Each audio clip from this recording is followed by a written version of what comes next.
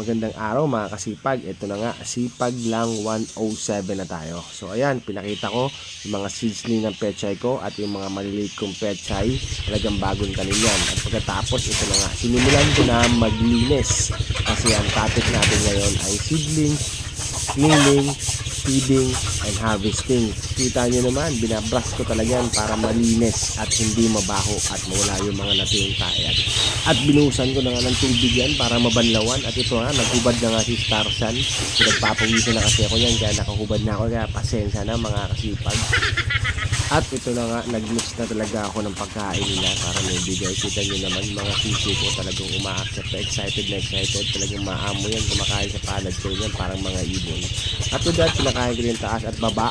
At pagkatapos niyan, hinilisan ko na rin yung fish pan ko.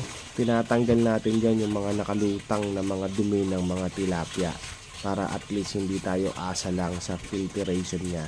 After that, pinakain ko na rin sila para naman na magandang morning nila. O, kita nyo, nagtatampiso. At ito na nga ang pinaka-favorite part ko mga kasipag, ang mag-harvest ng grapes. At nakaka-proud mag-harvest kapag sarili mong tanim mga kasipag.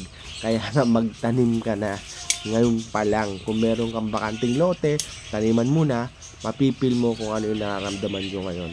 And I hope may natutunan kayo sa araw na to. Thank you very much. See ya!